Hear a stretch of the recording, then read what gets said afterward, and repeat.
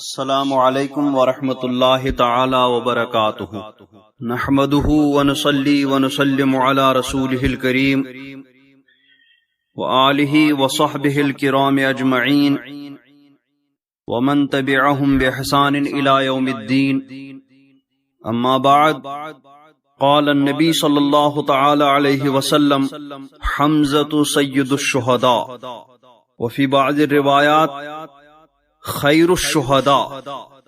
ولولا ان تجد صفیہ لترکت دفنہ حتی یحشر فی بطون الطیور والسباع صدق الرسول النبی الامین الکریم ونحن علی ذلک لمن الشاہدین والشاکرین والحمد للہ رب العالمین۔ حضرات محترم، آج کی اس محفل میں ہمیں اللہ تبارک و تعالی نے یہ توفیق عطا فرمائی کہ ہم اس کے رسول صلی اللہ تعالی علیہ وسلم کے محبوب عم محترم حضرت سید الشہداء اسد اللہ و اسد الرسول حضرت حمزہ رضی اللہ تبارک و تعالی عنہ کی بارگاہ میں خراج تحسین، خراج عقیدت پیش کریں۔ اللہ تعالی اس محفل میں ہماری شرکت کو قبول فرمائے اور ہمیں سید الشہداء رضی اللہ تعالی عنہ کے فیوض و برکات سے مالا مال فرمائے۔ کچھ عرض و معروض سے پہلے آئیے سب سے پہلے اپنے آقا و مولا تاجدار مدینہ صلی اللہ تعالی علیہ وسلم کی بارگاہ عالیہ میں درود و سلام کا نذرانہ پیش کریں، پڑھیں بآواز بلند۔ اللہم صلی علی سیدنا محمد معدن الجود والکرم وآلہ الکرام وابنہ الکریم الغوث العظم الافخم الہمام وحزبہ وبارک وسلم۔ حضرت حمزہ رضی اللہ تبارک و تعالی عنہ کے فضائل و کمالات بے شمار ہیں، آپ کی دینی خدمات بھی عظیم الشان ہیں جو رہتی دنیا تک یاد کی جائیں گی۔ آپ کی شہادت بھی یادگار شہادت ہے، اتنی عظیم الشان شہادت کہ سرکار دو عالم صلی اللہ تعالی علیہ وسلم نے خود آپ کو سید الشہداء فرمایا، شہیدوں کا سردار۔ آپ کے فضائل و کمالات بیان کرنے کے لیے عمریں درکار ہیں، مگر وہ دیکھ کر کے کہ ما لا یدرک کلہ لا یترک کلہ کے پیش نظر اس مختصر وقت میں آپ کے کچھ فضائل بیان کیے جاتے ہیں اور آپ کی اسلامی خدمات، دینی خدمات اور آپ کی شہادت کے تعلق سے کچھ مفید باتیں عرض کی جاتی ہیں تاکہ اللہ تبارک و تعالی ان کی دینی خدمات کے صدقے میں ہمیں بھی دینی اسلامی خدمات سچے دل سے کرنے کا جذبہ عطا فرمائے۔ سب سے پہلے آپ کی فضیلت یہ ہے کہ آپ قریش سے تعلق رکھتے ہیں، وہ بھی بنی ہاشم سے اور وہ بھی بنی عبد المطلب سے، اور یہ ایسی فضیلت ہے جو خود سرکار دو عالم صلی اللہ تعالی علیہ وسلم نے تحدیث نعمت کے طور پر بیان فرمائی ہے۔ دوسری فضیلت کہ آپ کا رشتہ سرکار دو عالم صلی اللہ تعالی علیہ وسلم سے بہت ہی گہرا رشتہ ہے، اور صرف ایک جہت سے نہیں بلکہ کئی جہتوں سے سرکار دو عالم صلی اللہ تعالی علیہ وسلم سے آپ کا رشتہ ہے۔ آپ سرکار دو عالم صلی اللہ تعالی علیہ وسلم کے عم محترم بھی ہیں، آپ سرکار دو عالم صلی اللہ تعالی علیہ وسلم کے رضاعی بھائی بھی ہیں اور خالزاد بھائی بھی ہیں، آپ اہل بیت میں سے ایک فرد بھی ہیں، اور سرکار نے اپنے رشتے کے بارے میں ارشاد فرمایا کہ قیامت کے دن سارے رشتے منقطع ہو جائیں گے مگر میرا رشتہ وہ اس دن بھی کام آ جائے گا۔ آپ کی تیسری فضیلت یہ کہ آپ سرکار دو عالم صلی اللہ تعالی علیہ وسلم کے جلیل القدر صحابی بھی ہیں، اور صحابہ کی فضیلت خود سرکار دو عالم صلی اللہ تعالی علیہ وسلم نے ارشاد فرمائی کہ اگر تم میں سے کوئی احد پہاڑ کے برابر بھی سونا خرچ کر دے تو بھی صحابہ کرام رضوان اللہ تعالی علیہم اجمعین کے خرچ کیے ہوئے ایک مد یا آدھے مد کو بھی نہیں پہنچ سکتا۔ صحابہ کرام رضوان اللہ تعالی علیہم اجمعین کے بارے میں قرآن پاک نے ارشاد فرمایا رضی اللہ عنہ ورضوا عنہ، وہ اللہ سے راضی ہوئے، اللہ ان سے راضی ہوا۔ تو آپ ان تمام فضائل و کمالات کے حامل ہیں جو فضائل و کمالات قرآن و حدیث میں صحابہ کرام رضوان اللہ تعالی علیہم اجمعین کے بارے میں بیان ہوئے ہیں۔ چوتھی فضیلت یہ کہ آپ شہید بلکہ سید الشہداء ہیں، شہیدوں کے سردار ہیں، اور شہیدوں کے بارے میں بھی قرآن و حدیث میں بہت ساری فضیلتیں وارد ہوئی ہیں۔ قرآن پاک میں ارشاد ہوا وَلَا تَقُولُوا لِمَنْ يُقْتَلُ فِي سَبِيلِ اللَّهِ أَمْوَاتٌ، کہ جو اللہ کی راہ میں شہید کیے جاتے ہیں انہیں مردہ نہ کہو بلکہ وہ زندہ ہیں۔ دوسری جگہ اس آیت کریمہ میں تو زبانوں پر پابندی لگا دی گئی انہیں مردہ کہنے سے، اور دوسری جگہ دل و دماغ پر بھی پابندی لگائی گئی لا تحسبن الذین، کہ ان لوگوں کو جو اللہ کی راہ میں شہید کیے گئے انہیں مردہ گمان بھی مت کرو بلکہ وہ زندہ ہیں اور اللہ کی بارگاہ سے ان کو روزی دی جاتی ہے۔ اسی طرح احادیث کریمہ میں بھی شہیدوں کے بارے میں بہت ساری فضیلتیں وارد ہوئی ہیں۔ تو حضرت حمزہ رضی اللہ تبارک و تعالی عنہ ان تمام فضائل و کمالات کے بھی حامل ہیں۔ پانچویں فضیلت کہ آپ سابقین اولین میں سے ہیں، یعنی جنہوں نے اسلام قبول کرنے سرکار دو عالم صلی اللہ تعالی علیہ وسلم کی اطاعت کرنے میں سبقت کی، اور قرآن پاک نے سابقین اولین کے بارے میں بھی السابقون الاولون ارشاد فرما کر کے ان کی فضیلت بیان فرمائی۔ چھٹی فضیلت یہ کہ آپ نے دین اسلام کی خاطر اپنا سب کچھ چھوڑ کر کے مدینہ منورہ کی طرف ہجرت فرمائی، اور ہجرت کرنے والوں کی بھی قرآن و حدیث پاک میں فضیلت بیان کی گئی ہے، تو آپ ان فضیلتوں کے بھی حامل ہیں۔ ساتویں یہ کہ آپ مجاہد بھی ہیں، آپ نے اللہ کی راہ میں جہاد بھی کیا، تو مجاہدین کے لیے بھی اللہ تبارک و تعالی نے جو وعدے فرمائے ان کی بھی جو فضیلتیں قرآن و حدیث میں ارشاد ہوئی ہیں ان ساری فضیلتوں کے بھی حامل ہیں حضرت سید الشہداء امیر حمزہ رضی اللہ تبارک و تعالی عنہ۔ آٹھویں فضیلت یہ کہ آپ بدری صحابی ہیں، آپ نے بدر میں جنگ بدر میں شرکت فرمائی، اور غزوہ بدر میں شریک ہونے والے صحابہ سے بھی اللہ تبارک و تعالی نے وعدہ فرمایا، ان کی بھی قرآن پاک میں فضیلت بیان فرمائی، اور بدری صحابی ہونا بھی بہت بڑے شرف کی بات ہے جو حضرت سیدنا امیر حمزہ رضی اللہ تبارک و تعالی عنہ کو حاصل ہے۔ نویں فضیلت یہ کہ جہاد کا حکم نازل ہونے کے بعد جب سرکار دو عالم صلی اللہ تعالی علیہ وسلم نے فوجی دستے ادھر ادھر بھیجے غزوہ بدر سے پہلے، تو ان میں جہاں خود تشریف نہیں لے گئے تھے وہاں حضرت امیر حمزہ رضی اللہ تبارک و تعالی عنہ کو امیر بنا کر بھیجا، اور جہاں خود تشریف لے جاتے تھے تو حضرت سید الشہداء امیر حمزہ رضی اللہ تبارک و تعالی عنہ کو علمبردار بنا کر کے ساتھ لے جاتے۔ آپ کی بہادری اور آپ کے جنگی کارناموں کو دیکھ کر کے سرکار دو عالم صلی اللہ تعالی علیہ وسلم نے آپ کو اسد اللہ اور اسد الرسول فرمایا کہ اللہ کے شیر ہیں، رسول اللہ صلی اللہ تعالی علیہ وسلم کے شیر ہیں، اور آپ کے نیک اعمال کو یاد کرتے ہوئے آپ کو فاعل الخیرات اور نازل ہونے والی مصیبتوں کو یاد کرتے ہوئے کاشف القربات، اور آپ جو سرکار دو عالم صلی اللہ تعالی علیہ وسلم کا دفاع فرمایا کرتے تھے اس کو یاد کرتے ہوئے ذاب عن وجہ رسول اللہ صلی اللہ تعالی علیہ وسلم فرمایا۔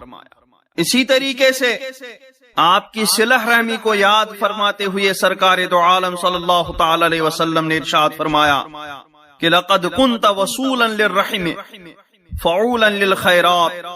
کہ چچا جان اللہ تعالیٰ آپ پر رحم کرے، آپ بہت زیادہ صلہ رحمی کرنے والے تھے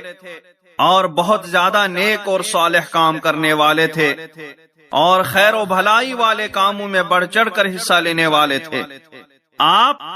39ویں ایمان لانے والے آدمی ہیں، اور آپ کے ایمان لانے کے 3 دن بعد ہی 40ویں ایمان لانے والے حضرت سیدنا فاروق اعظم رضی اللہ تبارک و تعالی عنہ ہیں۔ آپ کے اسلام لانے کا واقعہ علماء کرام نے اس طرح بیان کیا کہ ایک دن ابو جہل لعین نے حضرت صلی اللہ تعالی علیہ وسلم سرکار دو عالم صلی اللہ تعالی علیہ وسلم کو بہت ایذا پہنچائی، بہت تکلیف پہنچائی اور سب و شتم کیا۔ حضرت حمزہ رضی اللہ تبارک و تعالی عنہ کہیں شکار پر گئے ہوئے تھے، جب شکار سے واپس لوٹے اور کعبہ شریف کا طواف کرنے لگے تو کسی نے آپ کو یہ ساری بات بتا دی کہ آج آپ کے بھتیجے کو ابو جہل لعین نے بہت تکلیف پہنچائی۔ سن کر حضرت سیدنا امیر حمزہ رضی اللہ تبارک و تعالی عنہ بہت غضبناک ہوئے، بہت جلال آیا اور طواف سے فارغ ہو کر کے سیدھے ابو جہل کے پاس پہنچ گئے۔ کمان آپ کے کندھے پر تھی، آپ نے وہ کمان اس منحوس ابو جہل کے سر پر دے مارا اور اس کا سر پھوڑ دیا اور فرمایا کہ تم محمد ابن عبداللہ کو گالیاں دیتا ہے اور تکلیف پہنچاتا ہے، حالانکہ میں ان کے دین پر ہوں۔ اور یہ کہہ کر کے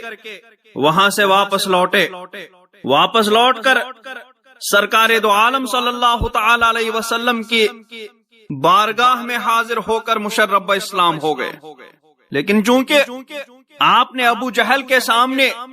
غصے میں اسلام کا سرکار دو عالم صلی اللہ علیہ وسلم کے دین پر ہونے کا اقرار کیا تھا،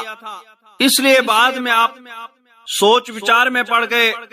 کہ میں نے آبا و اجداد کا دین چھوڑا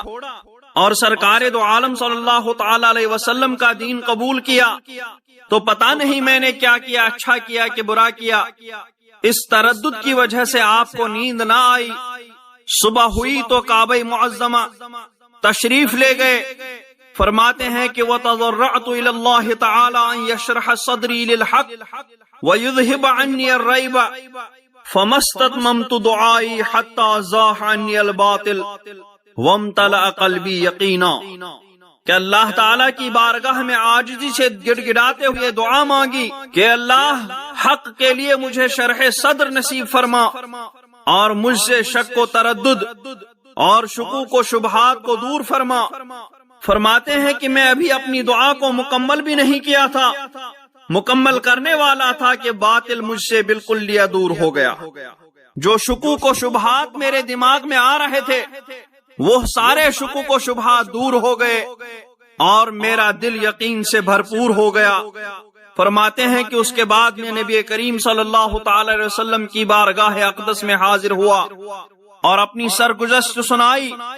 تو آپ صلی اللہ تعالی علیہ وسلم نے میرے حق پر ثابت قدم رہنے کی دعا فرمائی۔ اس کے بعد آپ نے دین اسلام کا، سرکار دو عالم صلی اللہ تعالی علیہ وسلم کا دفاع کرنے میں اپنے آپ کو مشغول کیا۔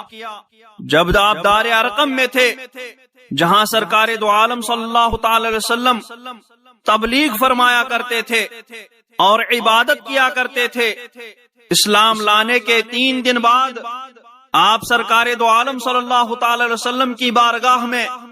دار ارقم میں حاضر تھے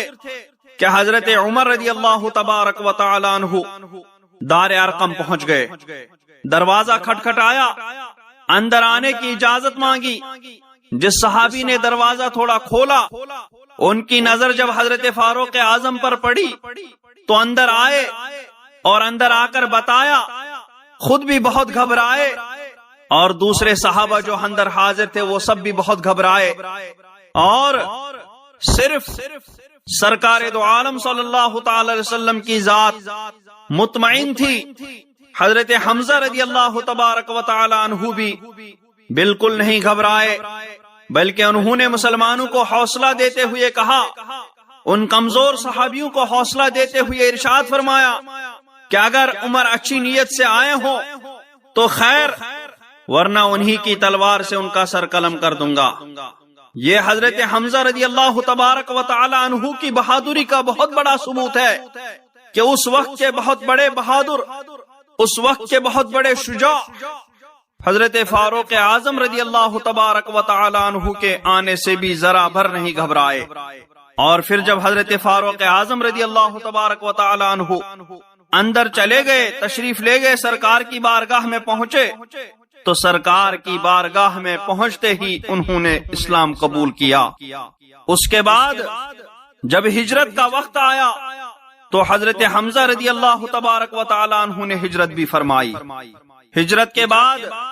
جب جہاد کا حکم نازل ہوا، اذن للذین یقاتلون بانہم ظلموا، تو حضرت حمزہ رضی اللہ تبارک و تعالی عنہ کو سرکار دو عالم صلی اللہ علیہ وسلم نے ابوا کے مقام پر غزوے کے لیے بھیجا، جہاد کے لیے بھیجا،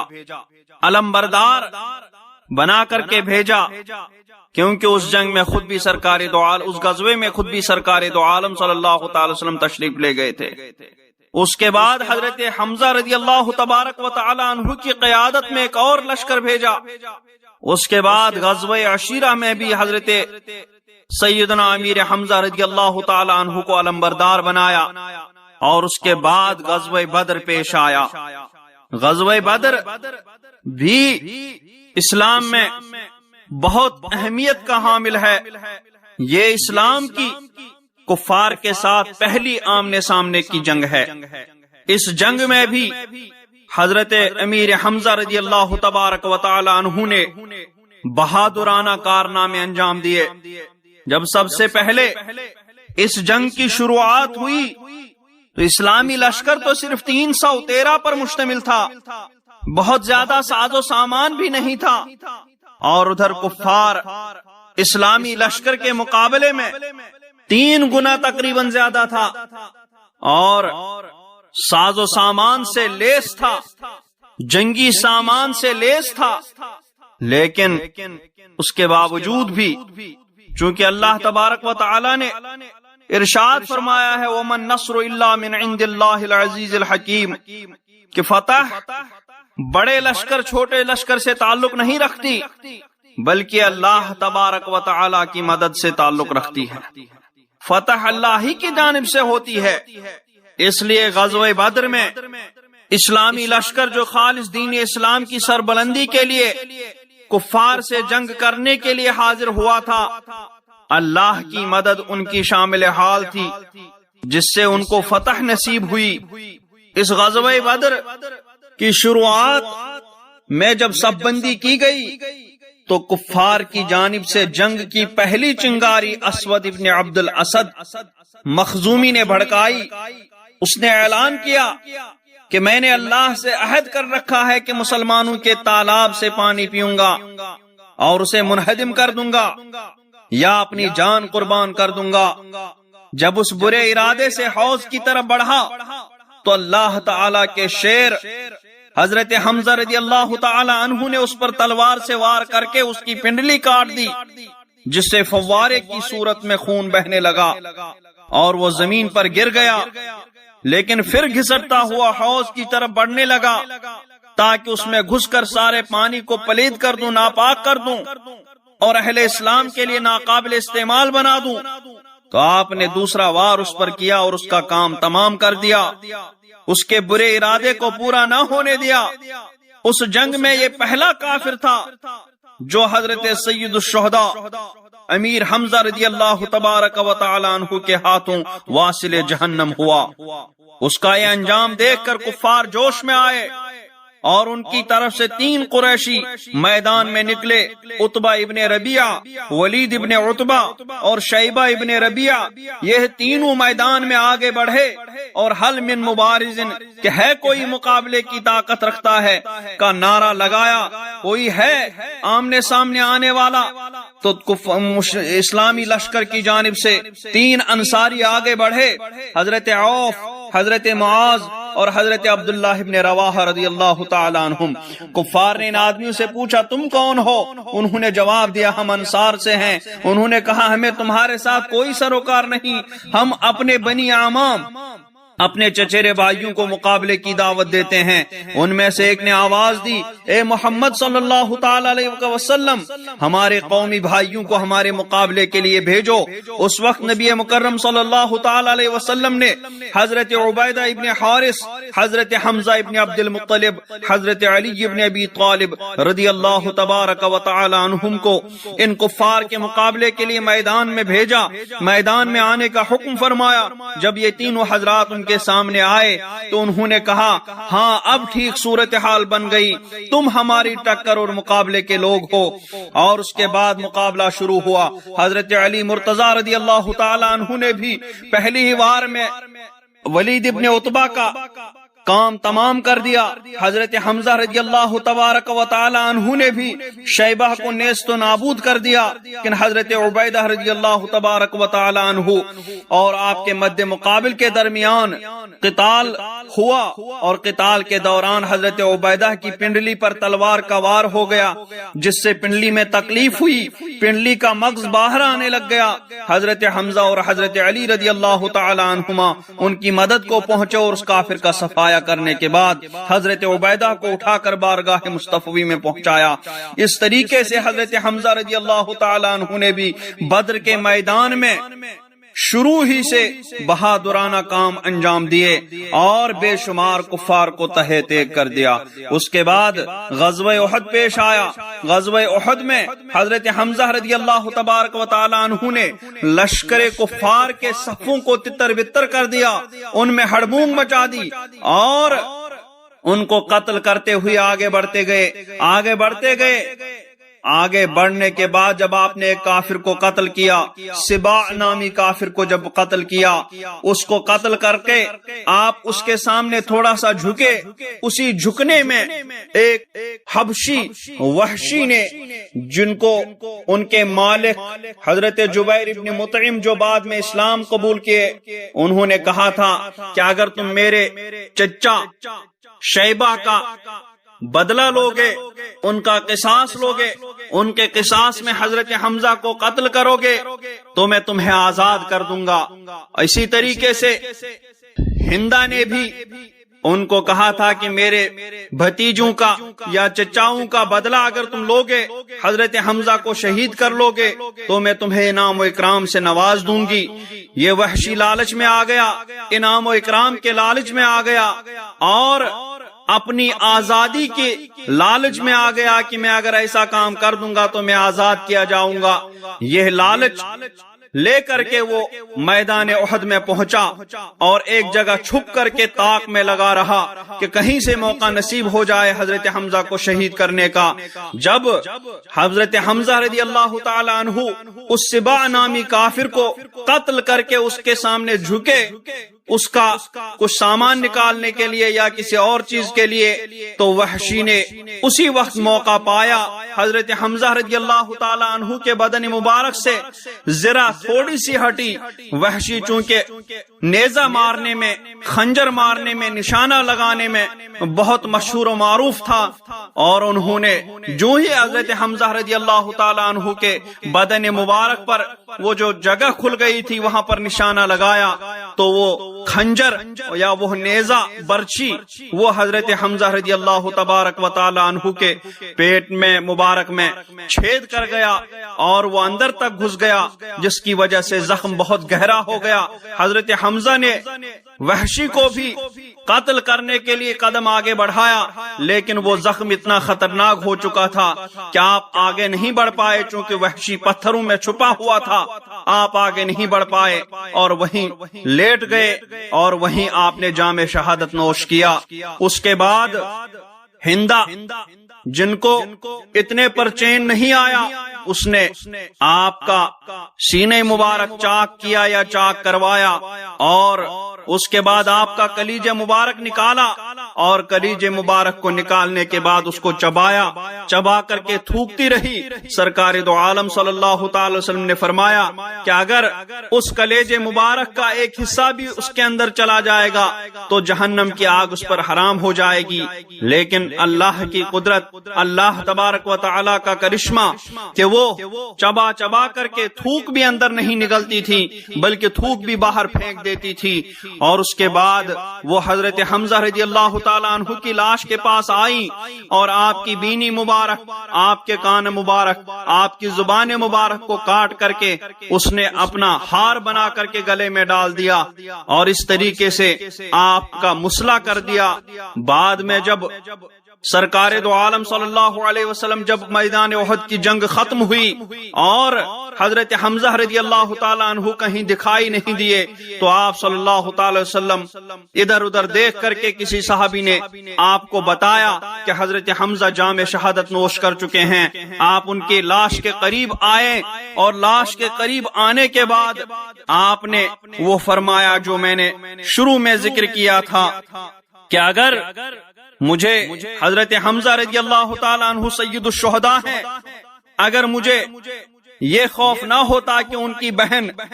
حضرت صفیہ رضی اللہ تعالیٰ عنہ وہ وجد میں آ جائیں گی، وہ بے صبر ہو جائیں گی، تو میں حضرت حمزہ رضی اللہ تعالیٰ عنہ کی لاش مبارک کو ایسے ہی چھوڑتا کہ وہ پرندوں اور درندوں کے پیٹوں میں چلے جاتے اور انہی پیٹوں میں ان کا حشر ہوتا تاکہ ان کے درجات اور بلند ہو جاتے، اللہ تبارک و تعالیٰ کی بارگاہ میں ان کا مرتبہ اور بلند ہو جاتا۔ لیکن حضرت صفیہ رضی اللہ تعالی عنہا کو سوچ کر کے میں نے ایسا نہیں کیا۔ اس کے بعد سرکار دو عالم صلی اللہ تبارک و تعالی علیہ وسلم نے حضرت حمزہ رضی اللہ تبارک و تعالی عنہ کی لاش مبارک کو دفن کر دیا، ان پر جنازہ پڑھا گیا، ان کی لاش مبارک کو آگے رکھا گیا اور ایک ایک، کیونکہ اس میں 70 شہید ہو چکے تھے، ایک ایک شہید کو حضرت حمزہ کی لاش مبارک کے بازو میں رکھا جاتا اور اس پر نماز جنازہ پڑھی جاتی، پھر دوسرے شہید کو آپ کے لاش مبارک کے بازو میں رکھا جاتا۔ اس طریقے سے 70 مرتبہ آپ کے لاش مبارک پر جنازے کی نماز پڑھی گئی۔ اس کے بعد آپ کو دفن کیا گیا اور دفن کرنے کے بعد سرکار دو عالم صلی اللہ تبارک و تعالی علیہ وسلم کے بارے میں بتایا جاتا ہے کہ آپ صلی اللہ تعالی علیہ وسلم نے حضرت سیدنا امیر حمزہ رضی اللہ تبارک و تعالی عنہ کی یہ حالت دیکھ کر کے، آپ کا مسئلہ دیکھ کر کے، آپ کی لاش مبارک کے ساتھ جو کیا گیا تھا اس کو دیکھ کر کے آپ کو بہت زیادہ تکلیف ہوئی تھی اور بہت زیادہ تکلیف ہو کر کے آپ نے قسم کھائی کہ اگر اللہ تبارک و تعالی نے ہمیں کفار کے اوپر مسلط کیا، کفار پر غلبہ عطا فرمایا، تو میں حضرت حمزہ رضی اللہ تعالی عنہ کے بدلے میں 70 کافروں کو، ان کافروں کو مسلح کر دوں گا، ان کی اس سے بھی بری حالت کر دوں گا۔ اسی طریقے سے صحابہ کرام کے بارے میں بھی بتایا جاتا ہے کہ ہم نے سرکار دو عالم صلی اللہ تعالی علیہ وسلم کو اتنا غمگین کبھی نہیں پایا، اتنے تکلیف میں کبھی نہیں پایا، جتنے تکلیف، جتنا دکھ، جتنا درد، جتنا غم ان کو سرکار دو عالم صلی اللہ تعالی علیہ وسلم کو حضرت حمزہ رضی اللہ تبارک و تعالی عنہ کے لاش مبارک کو دیکھ کر ہوا تھا۔ صحابہ کرام نے بھی قسمیں کھائی تھی کہ اگر ہمیں کفار پر غلبہ ہوگا تو ہم کافروں کا بھی اس سے بھی زیادہ برا مسئلہ کر دیں گے، اس سے بھی زیادہ بری حالت کر دیں گے۔ تو اسی وقت آیت کریمہ نازل ہوئی۔ آیت کریمہ میں اللہ تبارک و تعالی نے انہیں ارشاد فرمایا تھا، فَإِنْ عَاقَبْتُمْ، کہ اگر تم ان کو سزا دینا ہی چاہتے ہو تو اتنا ہی دو جتنا کہ ان لوگوں نے تمہیں دیا، اگر تم انہیں تکلیف پہنچانا ہی چاہتے ہو تو اتنی ہی تکلیف پہنچاؤ جتنی تکلیف ان لوگوں نے تمہیں پہنچائی، اور صبر کرنا زیادہ بہتر ہے، اور صبر اللہ تبارک و تعالی ہی کی جانب سے ہوتا ہے۔ تو سرکار دو عالم صلی اللہ تبارک و تعالی علیہ وسلم نے صبر فرمایا، صحابہ کرام رضوان اللہ تعالی علیہم اجمعین نے بھی کہا کہ ہم صبر کریں گے، اور اپنی قسموں کا کفارہ ادا کیا۔ اس کے بعد سرکار دو عالم صلی اللہ تعالی علیہ وسلم کا معمول بنا تھا کہ آپ ہر سال شہدائے احد کے حضرت سید الشہداء امیر حمزہ رضی اللہ تبارک و تعالی عنہ کے مزار شریف پر تشریف لاتے اور وہاں حاضری دے کر کے فاتحہ خوانی کرتے، وہاں حاضری دے کر کے سلام پڑھتے۔ اس طریقے سے آپ کے بعد صحابہ کرام خلفائے راشدین کا بھی معمول رہا کہ وہ بھی حضرت سید الشہداء کے مزار شریف پر حاضر ہو کر کے سلام عرض کرتے۔ اور احادیث میں آیا ہے کہ ان النبی صلی اللہ تعالی علیہ وسلم کان یاتی قبور الشہداء علی رأس کل حول فیقول السلام علیکم بما صبرتم فنعم عقبى الدار والخلفاء الاربعہ هكذا كانوا يفعلون، کہ نبی مکرم صلی اللہ تعالی علیہ وسلم شہداء کرام کی قبروں پر ہر سال کے اختتام پر تشریف لاتے تھے، پس ان کو فرماتے تھے سلام ہو تم پر، سب اس وجہ سے جو تم نے صبر کیا اور راہ خدا میں یہ تکالیف برداشت کرنے کی وجہ سے، لہذا اچھا انجام اور بھلی عاقبت ہے تمہارے لیے دار جنت میں۔ اور خلفائے اربع بھی اسی طرح کیا کرتے تھے۔ بعض زائرین کا بیان ہے کہ جب ہم سید الشہداء میں حاضر ہو کر کے سلام عرض کرتے تھے تو ہم نے دیکھا کہ ہمیں ہمارے سلام کا جواب بھی مل جاتا تھا۔ ہم السلام علیکم ورحمۃ اللہ کرتے، اندر سے آواز آتی تھی وعلیکم السلام ورحمۃ اللہ وبرکاتہ۔ ہم ادھر ادھر دیکھتے تھے کہ یہ جواب کس نے دیا، تو ہمیں کہیں کوئی نظر نہیں آتا تھا، ہم سمجھ جاتے تھے کہ یہ جواب قبر مبارک حضرت سید الشہداء اور دیگر شہداء کے قبروں سے آتی تھی۔ اور حضرت سید الشہداء رضی اللہ تبارک و تعالی عنہ کی قبر انور کو علماء کرام نے، بزرگان دین نے دعا مقبول ہونے کی جگہ بھی بتائی، وہاں پر دعائیں مقبول ہوتی ہیں، اور وہاں پر جو بھی مانگا جائے وہاں پر حاضر ہو کر کے بزرگان دین حضرت حمزہ کو سرکار دو عالم صلی اللہ علیہ وسلم کی بارگاہ میں سفارشی بناتے تھے، اور سرکار دو عالم صلی اللہ علیہ وسلم کی بارگاہ میں حاضر ہو کر آپ کو اللہ تعالیٰ کی بارگاہ میں اپنی سفارش مانگا کرتے تھے۔ حضرت حمزہ رضی اللہ تبارک و تعالی عنہ کی خوبیاں تو بہت ہیں، ان کے فضائل و کمالات تو بہت ہیں۔ آپ رضی اللہ تبارک و تعالی عنہ سرکار دو عالم صلی اللہ تعالی وسلم کے محبوب اور منظور نظر تھے۔ آپ صلی اللہ تعالی علیہ وسلم حضرت سیدنا حمزہ رضی اللہ تعالی عنہ سے بہت محبت فرماتے تھے، یہاں تک کہ بیان کیا جاتا ہے کہ جب کوئی آپ کو یہ بتاتا تھا کہ ہمارے گھر میں ایک بچے کی پیدائش ہوئی، یا رسول اللہ صلی اللہ تعالی علیہ وسلم اس کا کوئی نام تجویز فرما دیں، تو سرکار دو عالم صلی اللہ تعالی علیہ وسلم ارشاد فرماتے تھے سمح بأحب الناس الی حمزہ بن عبد المطلب، کہ ان کو اس شخص کے نام پر نام رکھو جو شخص مجھے لوگوں میں سب سے زیادہ محبوب ہیں، یعنی حضرت حمزہ ابن عبد المطلب کے نام پر اس کا نام حمزہ رکھو۔ اس طریقے سے سرکار دو عالم صلی اللہ تعالی علیہ وسلم حضرت حمزہ سے محبت کا اظہار فرمایا کرتے تھے، اور اتنی محبت کہ جب وحشی حضرت امیر حمزہ رضی اللہ تبارک و تعالی عنہ کو شہید کرنے والے اور ہندا حضرت امیر حمزہ رضی اللہ تبارک و تعالی عنہ کو مسلح کرنے والی، جب یہ دونوں بھی مشرب اسلام ہوئے اور سرکار دو عالم صلی اللہ تعالی علیہ وسلم کی بارگاہ میں حاضر ہوئے، تو سرکار دو عالم صلی اللہ تعالی علیہ وسلم نے ان کو دو ٹوک فرمایا کہ مجھے تم دونوں سے بہت تکلیف پہنچی ہے، اگرچہ اسلام لا کر کے، اسلام قبول کر کے میں نے تمہارا گناہ معاف کیا، میں نے اپنا قصاص معاف کر دیا، لیکن تم دونوں کبھی میرے سامنے مت آنا، وحشی کو کہا تم کبھی مجھے دکھائی نہیں دینا، ہندا سے بھی کہا کہ تمہاری صورت بھی مجھے کہیں دکھائی نہ دے، تم دونوں کی صورت دیکھ کر کے میرا غم، میرا دکھ تازہ ہو جائے گا اور مجھے بہت تکلیف پہنچے گی۔ اور اس طریقے سے حضرت حمزہ رضی اللہ تبارک و تعالی عنہ کی سرکار دو عالم صلی اللہ تعالی علیہ وسلم کی بارگاہ میں محبت اور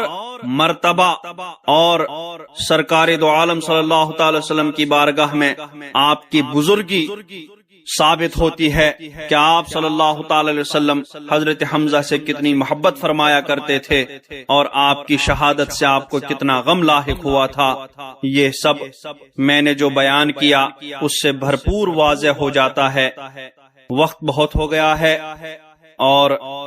اتنے کم وقت میں بھی میں نے کوشش کی کہ زیادہ سے زیادہ بیان کروں، لیکن میں نے جیسا پہلے بتایا کہ ان بزرگوں کی فضیلتیں بیان کرنے کے لیے تو عمریں چاہیے، صدیاں چاہیے، پھر بھی ان کی بزرگی بیان نہیں ہو سکتی ہے۔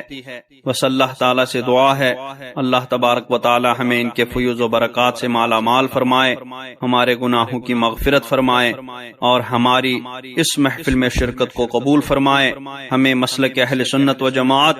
اس کو پہچان کے لیے مسلک اعلی حضرت کہا جاتا ہے، اس پر ہمیں